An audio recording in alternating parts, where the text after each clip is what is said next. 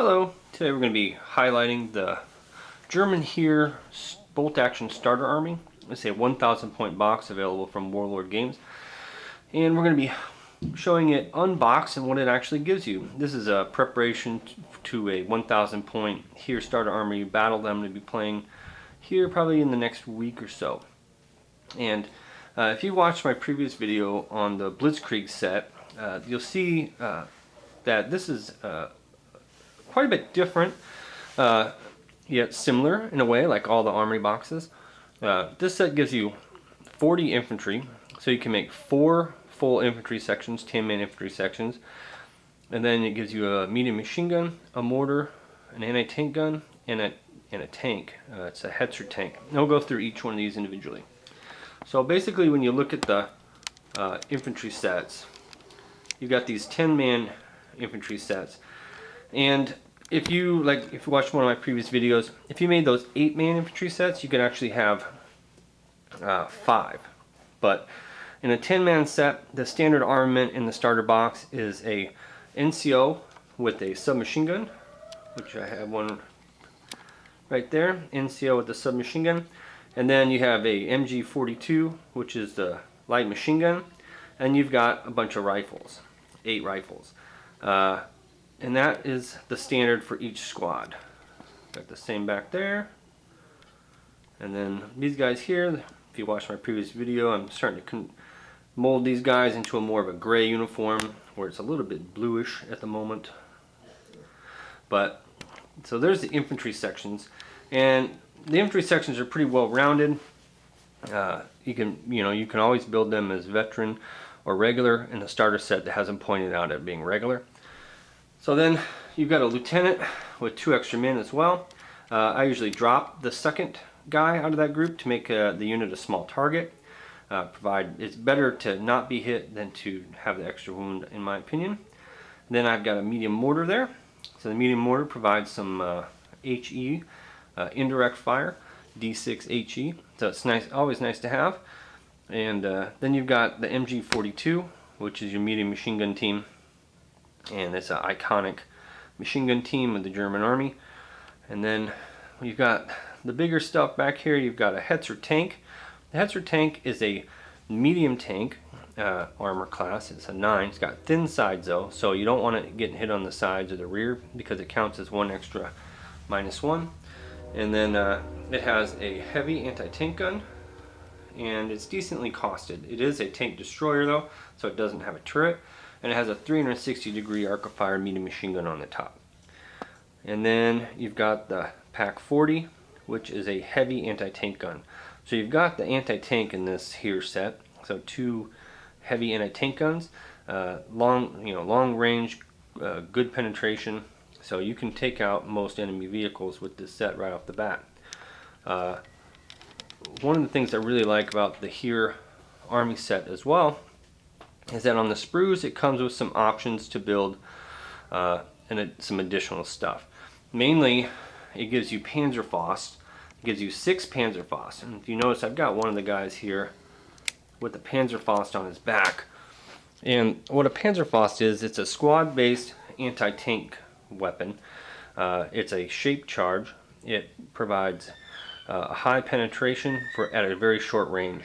It's very nice as an alternative option to take out vehicles and tanks.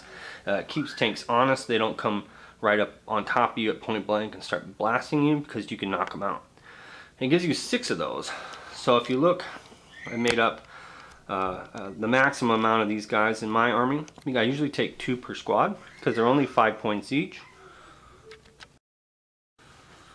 So I maximize as many Panzerfausts as I can. I usually put 2 per squad, at least 1 per squad. It's cheaper than anti-tank grenades and provides you with some of the additional benefits. It doesn't actually classify you as a tank hunter in the FAQ, but you can you don't have to take a tank fear check to attack. The other thing it also gives you is assault rifles. And if you've been checking out anything online as far as the German army, and wanting to build the German army, you've probably seen a lot of talk about assault rifles. Now, assault rifles, I basically consider them a German army special rule, as they're the only army that has them. They're 5 points each. they're assault class, so you can move and fire them, and they're 2 shots each. So 2 attacks in close combat and 2 shots each. No move and fire penalty. They're pretty much awesome.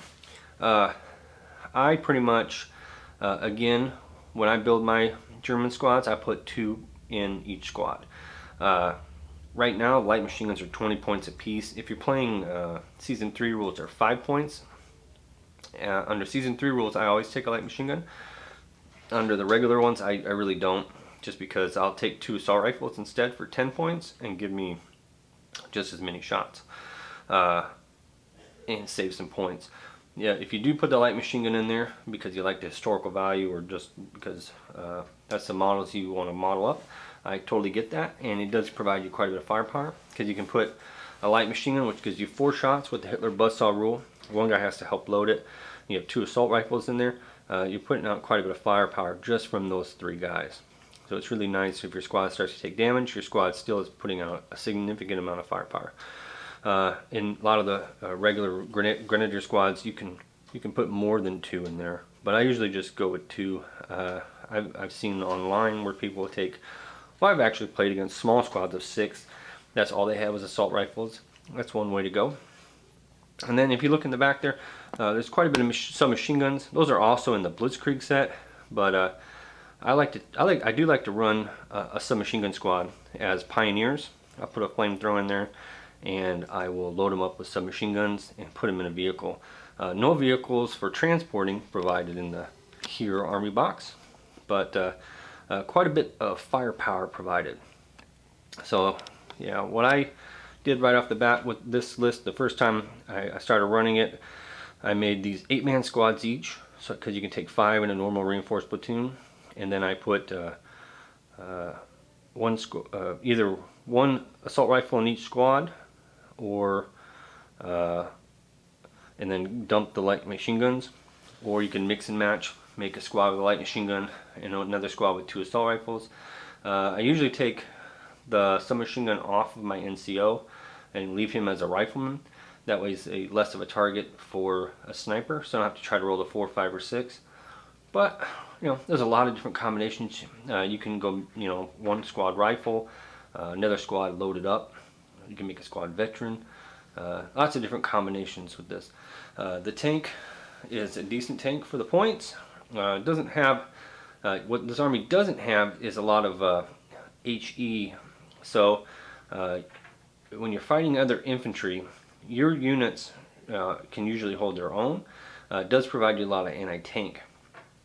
So if you took this list as is, you know, you wouldn't have to worry about enemy armor, especially if you put Panzerfaust on your guys. What it does lack is big guns for HE against infantry. So I'd usually model up one of my units as a veteran at least, and give them some extra submachine guns or assault rifles, just to make a nice close combat squad to dish out the firepower at close range. But that's the Heer set. I'll be playing this here probably next week. I have a game tomorrow in my campaign, and after that I'll be trying to get this game in. Thanks for watching.